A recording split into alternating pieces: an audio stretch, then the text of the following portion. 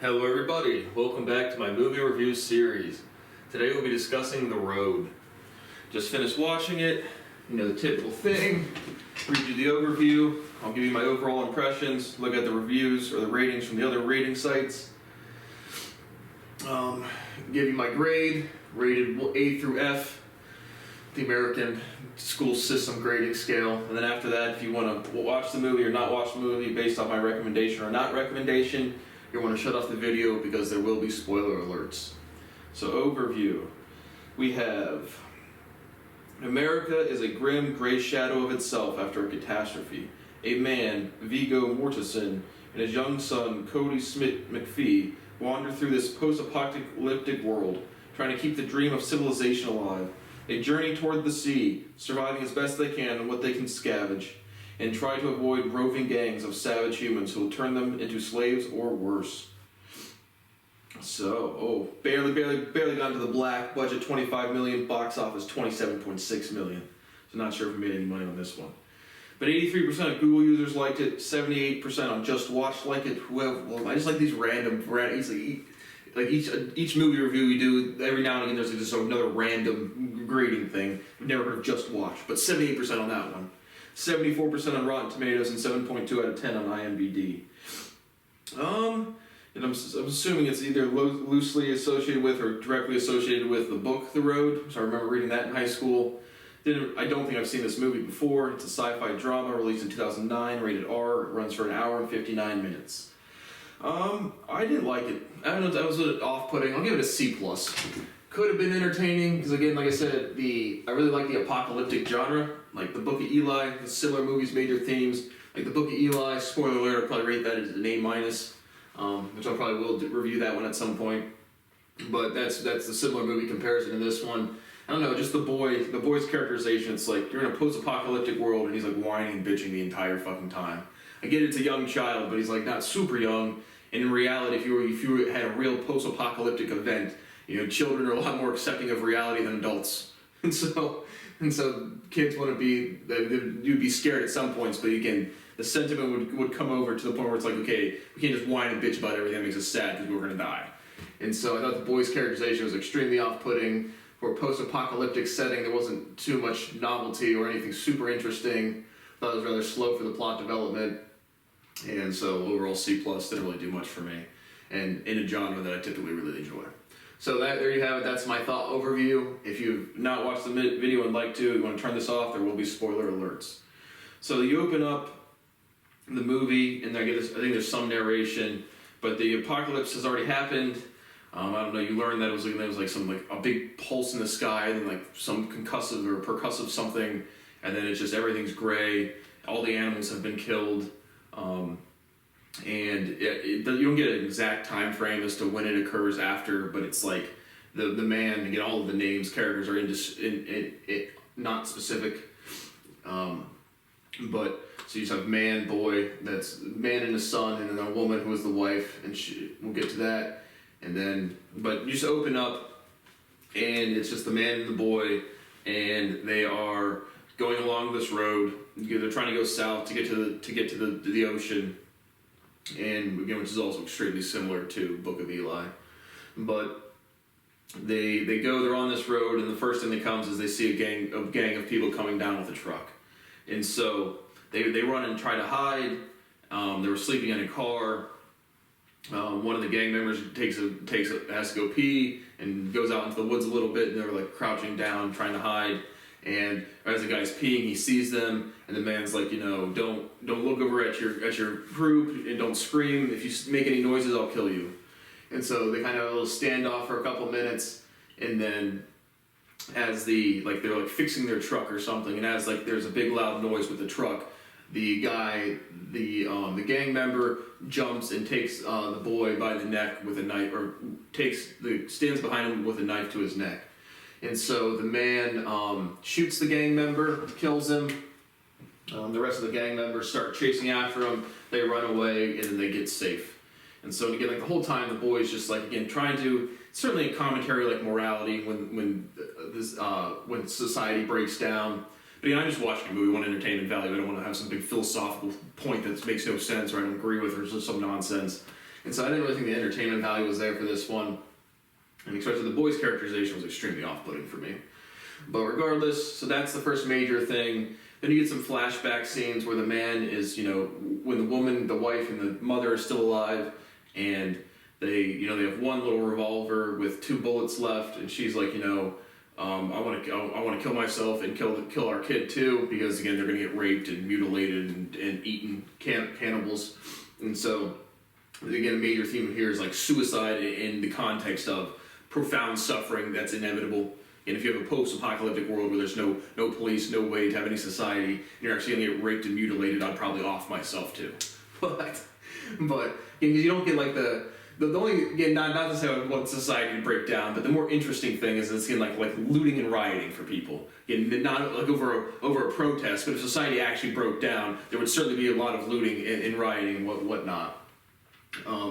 But to me, that'd be the interesting, again, plot, fictional exploration landscape as opposed to extreme desolation, which this one is. It's just like a long time after. And so, I don't know, this one just, I don't know. But regardless, that's what the woman wants to do. So you have a couple flashback scenes with her, and then she ends up just like leaving. I think she just like walks out into the night, and we don't really know what happens to her, but she dies. And so she dies pretty early on. Right? The movie opens up with her dead, but the flashback scenes with her end pretty early on in the movie.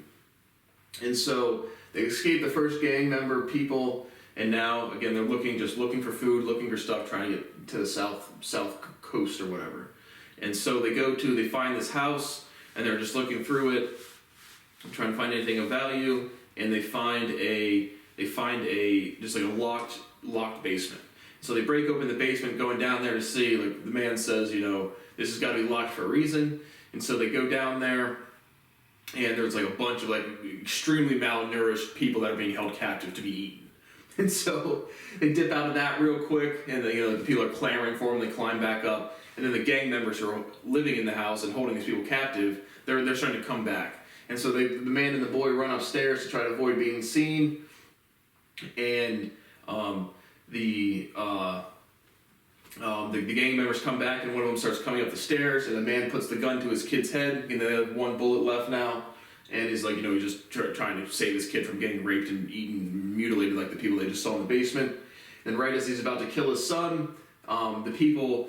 they didn't, because they scampered out of that place with all the people in it, so that it wasn't locked, and so the people from the basement start coming up and distract the people that have kept them captive, and the man and the boy escape. So they run around there, and they have to, some scenes of them drying off their clothes and taking showers, baths in the waterfalls or whatever.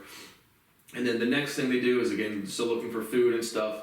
They're very hungry, and then they find another house, and outside of the house, this underground bunker. They break into that one, and this one's like fully stocked with food and whatnot.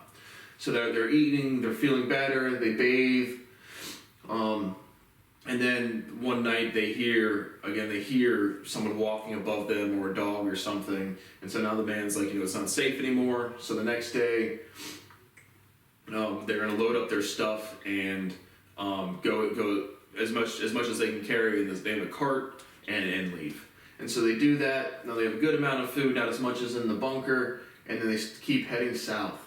So I think before this they run into like a mall or a museum or something, and they get like a Coke, and it's like the first drink or treat they've had in however many years. And so now they start working their way south again. They run into this old man. The boy really wants to give him some food. The man's like, we have to save all our food. They end up giving him a can of cocktail canned mixed fruits with the cherries. I really like those cherries when I used to eat that stuff. But regardless, they give the man a can of food, kind of eats it, and then kind of throws it up. And then the man's like, to the old man's like, do you want to have dinner with us? After the boy kind of pesters him. Again, it's all ongoing kind of like commentary on morality, but it's just like, here to watch a movie. Like, do interesting action sequences or interesting plot developments. It was all right. But so they have dinner with the old man. The man and the old man talk a little bit. The boy falls asleep, and the next day they go their own ways. And so they're walking, still trying to make it south, and they're walking down the street. They visit the man's childhood home. I guess it must just be on their way. I can't imagine they'd be doing too many detours for the scenic route. But regardless, the next major thing is, as they're walking, pulling their cart, a thief steals it. So they're at this beach. A thief steals it. Who was played by, his name is Michael Kenneth, the guy that plays he's in The Wire. The gay dude that's the criminal, Michael Kenneth. That's his real name. But he also overdosed in real life, I believe, like not too long ago, within the past year or two or something. So he plays the thief, and basically as they're sitting at the beach, the boy falls asleep. The man swims out to this ship to see if he can find any more things. He comes back with a flare gun and some other supplies. But the boy had fallen asleep, and the thief had taken their cart and all the shoes and all the clothes and everything. And so the man and the boy catch back up with the thief. The man has a gun, the thief just has a knife. And he makes him give him all the stuff back and strips him completely naked and leaves him as naked as he left them. And so the boy kind of has some qualms about that. The man doesn't really. Again, just the whole time, the boy's characterization is just like, you would have more maturity if you had an actual post-apocalyptic event. And so the thief is now out of the picture. He's naked, and they just kind of leave him there. And so now they're walking, still trying to go south, and as they're walking down the street, out of nowhere, some arrows start flying, and the man takes an arrow to the calf or to the upper thigh area, and they duck behind the cart, and then the man shoots the archer with a flare gun, and it kills him. Which I thought that was completely inaccurate, but he literally shoots him with like a flare gun and like burns a hole in his chest. So the archer's now dead. The archer has a wife, and the man's up there, like points a gun at her and just like kind of leaves. And so now the man is mortally injured. They go back down to the beach, and he tells the boy, I'm gonna die. You have to carry on without me. Keep the fire alive. Find the good guys and keep the fire alive. Just meaning the spirit of survival. And so the boy gets the gun with one shot left in it. The man dies. The next morning, this other man approaches him, and is like, the boy points the gun at him. Is not sure to trust him or not. This other guy has, a wife and a daughter and a son. And he's like, you can come with me. And after a little, feeling him out, if this new guy is going to hurt him or eat him or something, the boy decides to go with him. So it kind of joins back up, and that's really the resolution of the movie. And he finds his father dies, and he kind of carries on with this other group of people. And so I just thought that was a really bad resolution, right? As again, the Book of Eli, and even like the Book of Eli even has like a religious context to it. Again, his whole journey is to write down the Bible after crossing the whole country or whatever. And so this one didn't really have like a resolution. The Bible is a history book, but the action sequences and the overall tonality and development of the Book of Eli was substantially better for me. And then him being blind at the end was the big whoa. As with this one, it's just like the kid just keeps going on. So I thought this was a rather poor, again, post-apocalyptic scene, the genre that always intrigues me. I just thought this was a not very interesting one. And so it's really the resolution. That's my thoughts on The Road. So thank you for watching, and I will see you on the next one.